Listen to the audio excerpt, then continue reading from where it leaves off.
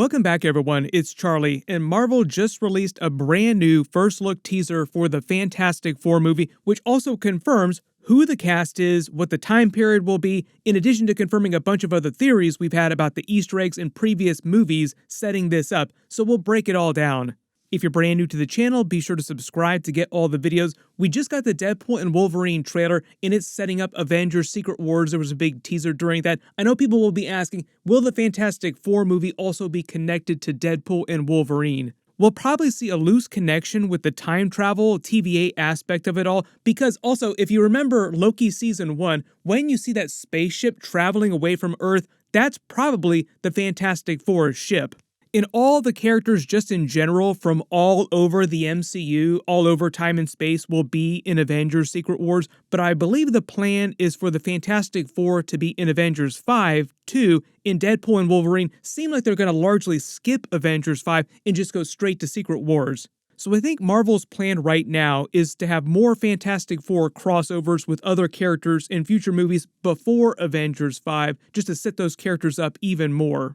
Despite the fact the movie seems like it's going to start out with them in the past of the MCU, and if it wasn't clear, this is meant to be the main MCU version of the Fantastic Four team, the one that's been here the whole time and we're just meeting them now.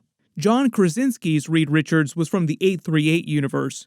But just starting with the biggest stuff first, the actual official cast. So Pedro Pascal confirmed is Reed Richards. We'd heard about him a while ago. I did a video about it just like a couple months ago. I would not have picked him initially for the role. I had no idea Marvel was even considering him at the time when I was posting my video a couple months ago, but he's been under contract with them for a while for the Mandalorian series in the Star Wars universe. He said that he almost wound up being in the original Daredevil Netflix series back in the day too, but he had to pick between a lesser role on Daredevil and a larger role on the Narcos series, so he picked Narcos. I think that was a smart way to go. His career has been blowing up recently.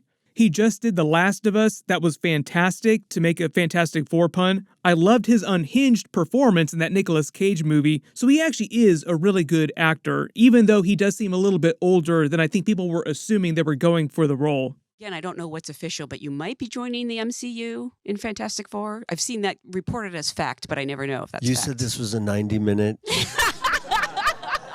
Okay, so interview? It's not reported as fact. Tell the truth. There's like past 90 minutes. He even just tried to avoid answering questions about being in the cast just a couple days ago, like literally a couple days before they posted this confirmation, people were asking him about it. Seems pretty easy why Disney, Marvel would consider he'd be a safe bet for them, also because Disney already had him under contract for The Mandalorian, and he's supposed to be in the Mandalorian movie later this year too. Disney and Marvel just have way more control over his schedule, so it's just a little easier for them. Talk about brand synergy, like, oh, let's just get the guy who's already been working for us for a while. It'll be interesting to see what his version of Reed Richards feels like compared to the other versions we've seen so far. If you want to see like a really intense version of Pedro Pascal, he's like that as Joel on The Last of Us. I would have loved for it to be John Krasinski, just like have him come back as the MCU version of the character too. It feels kind of like a missed opportunity, but my assumption is that they didn't bring him back just because John Krasinski is blowing it up with his own franchise of movies in his original IP material that he created himself, so he probably didn't want to sign up for like another 10 years of Marvel movies. And his real-life wife, Emily Blunt, who also probably would have been a great Sue Storm, didn't want to be in the Marvel movies either. Speaking of which, they confirm Vanessa Kirby is Sue Storm. We've actually known about her for a long time. She was supposed to be the first character that they actually locked down under contract. Oh, it would be an honor. It would be an honor to play Sue Storm. Yeah, she's amazing, so it would be a complete honor. People kept asking her about her all over last year, and she kept pretending to avoid the questions like, oh, I don't know, that'd be so amazing if I were Sue Storm. So at the time, it was pretty clear that she was going to be the character. Of all the new cast members they confirmed, she's probably one of the few that I'm most excited about next to Ebon Moss-Bachrach as the Thing. Speaking of which, most of you will remember him from the Punisher Netflix series as Micro. I think we could take this as confirmation that his Micro is not coming back in Daredevil Born Again with John Bernthal's Punisher, because he is coming back. And Marvel also just canonized all the Netflix Defenders shows to the MCU, meaning that his Micro is also canon now. So the exact same thing just happened with Mahershala Ali, who was Cottonmouth during Luke Cage, and he's back again as Blade in the MCU, if they ever get around to actually making that movie. Chris Evans also probably one of the most famous examples of that because he was the previous version of Johnny Storm Human Torch. I cannot wait for Secret Wars when they make a joke about all the confusing timelines. It's been a long journey. It really has. It hasn't, though. It feels like it's gone by incredibly fast. I feel like we just got here. I feel like we never even left. I have no idea where I am in time and space. Eben Moss-Bacharach was fantastic as Micro. He's even better during the Bear TV show right now. If you haven't seen him on that, I would recommend checking it out because he is nuts. He will be a very, very intense version of the Thing. They confirmed that Johnny Storm Human Torch will be played by Joseph Quinn. Most of you will probably remember him from Stranger Things Season 4. He played Eddie, who was sadly killed off. Spoiler warning. He was also on the original Game of Thrones series, so he has done some bigger stuff, and he's a great actor, so I'm interested to see what he does with his version of the character. The other new cast member they confirm here is Herbie the Robot from the old school Fantastic Four TV show. Herbie was also featured during the old Fantastic Four comics, but he's a really good example of a character who started out on the TV shows, then was written into the comics.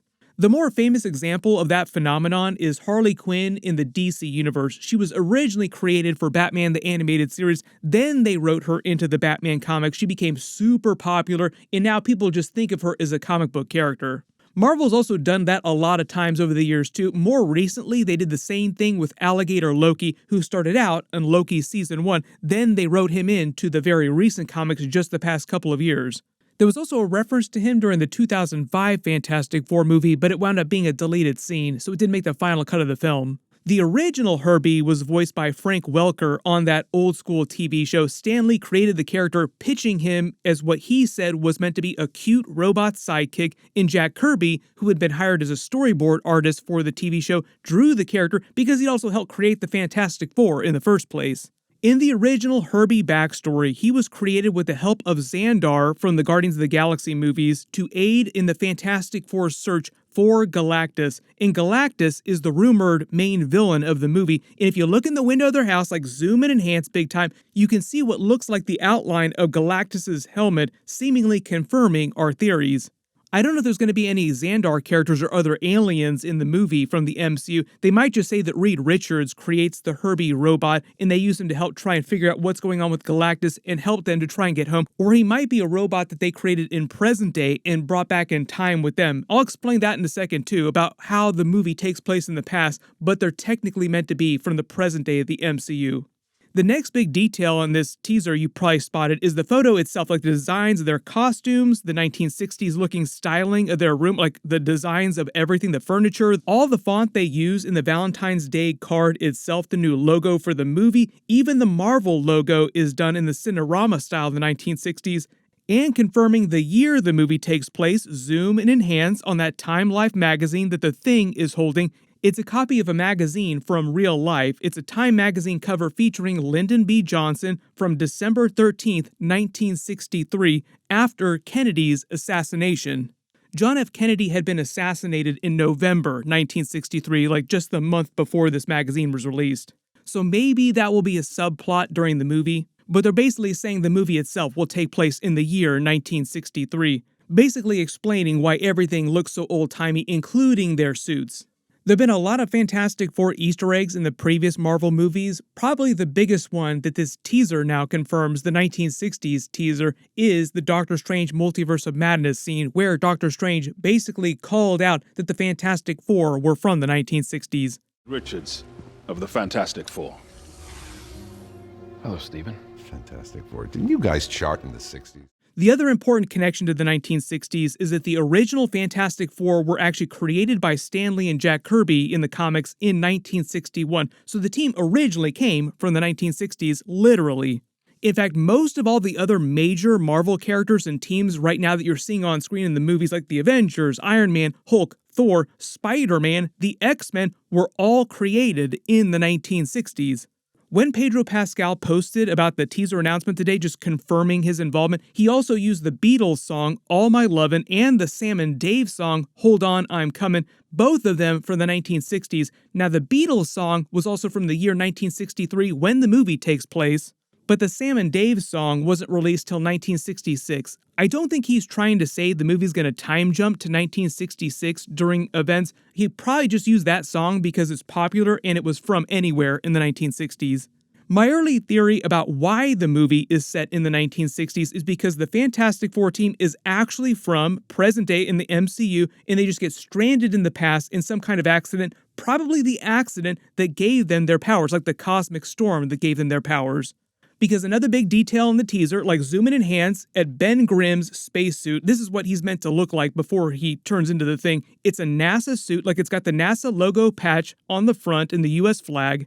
But the actual spacesuit looks more like the NASA designs from the 1980s and forward, not from the 1960s. This is what the NASA spacesuits looked like in the 60s, way, way more primitive.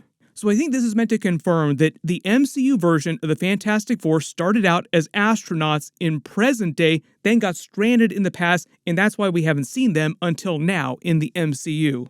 Because maybe during the movie, early theory, something happens and they time travel back to present day at the end of the film, like they find a way back to present day. But in the past, during the 1960s, they probably, early theory, encounter Galactus, and the movie will explain why Galactus does not consume Earth in the 1960s, because one of the other big theories in the MCU right now is that Galactus consumes worlds that are celestial seed planets, because going back to the Eternals movie, they were still growing the celestial seed of Tiamat inside the Earth. It wasn't going to mature until present day. In all the worlds that contain celestial seeds are incredibly rich in power, which would be a veritable buffet for Galactus, the hunger, the person who consumes worlds all over the universe. Part of the idea is that Galactus serves this important cosmic function. He's meant to go around and kill or consume dead planets, basically a controlled burn sort of effect on the universe, allowing new life to grow in its place. But he generally tends to favor worlds that are richer in energy, and celestial seed worlds would be the richest source of energy in the universe. Next big question people ask, if Galactus consumes celestial seed worlds, wouldn't Airsham the Judge and the other celestial host get really pissed off at him and try to kill him? If we're talking about the most powerful beings in the Marvel Universe, Galactus in the comics tends to generally avoid the Celestials, like they're both meant to be super powerful, different types of beings. You don't really see them having knockdown, drag-out fights because the Celestials operate as a group called the Celestial Host, with a few exceptions like Ego the Living Planet was a rogue Celestial. So it'd basically be Galactus versus several Celestials at the same time, and he's an incredibly hyper-intelligent being. He doesn't want situations like that. My early theory right now for Galactus in the movie is the Fantastic Four are able to convince him not to consume the Earth, then he leaves to go to a different part of the universe searching for other worlds to consume. The Fantastic Four eventually find a way to time travel back to present day.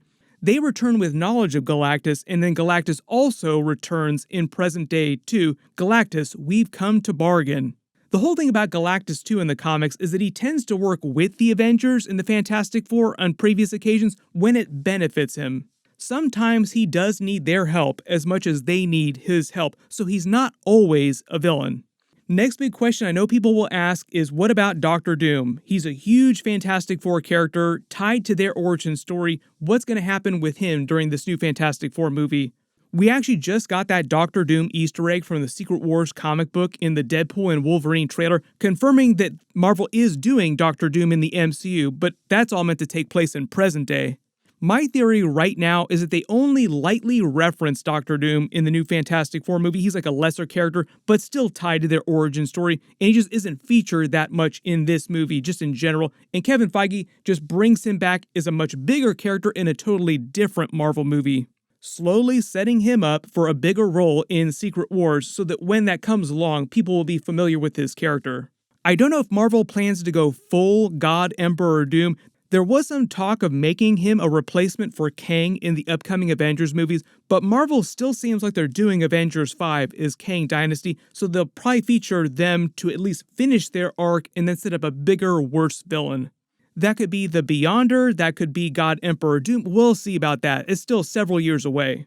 The other funny connection that you will probably make to other Marvel characters in the 1960s too is that you have Howard Stark and a lot of those older Marvel characters who are already in the MCU and would probably know the Fantastic Four And you have Avengers characters like Thor, who at that age wouldn't look any different from present day because he ages so slowly. He's about 1,500 years old in present day, still very, very young by Asgardian standards. So they could actually feature a much younger version of Howard Stark during the Fantastic Four movie in some way. It'd be weird if they didn't because he was such a big figure in the MCU during that period. The brand new Fantastic Four movie is being directed by Matt Shakman. Most of you remember him. He just did the WandaVision series. He's generally a pretty solid director, so I'm interested to see his spin on the characters in doing it as a period movie, but characters from present day tied to all the MCU stuff that's going on right now. In fact, because the movie takes place in the 1960s, if you remember, on the WandaVision series, Matt Shakman directed the episodes where they took place in a 1960s setting. Everyone post all your reactions to the new Fantastic Four cast in the comments. Just let me know how you want them to adapt Doctor Doom and generally all your theories about how this movie is going to go down. If you spotted any other Easter eggs or references in the teasers that they released that I didn't talk about in the video, just write them below in the comments. Marvel will probably release some more teasers for the movie later this year, so of course I'll do more videos as we learn more about what's going on. Most of their focus right now, though, is on Deadpool and Wolverine, so it is going to be nuts the next couple of months. Everybody click here for all my Deadpool and Wolverine trailer videos, and click here to learn why Deadpool is rebooting the MCU. Thank you so much for watching, and I'll see you guys in the next one.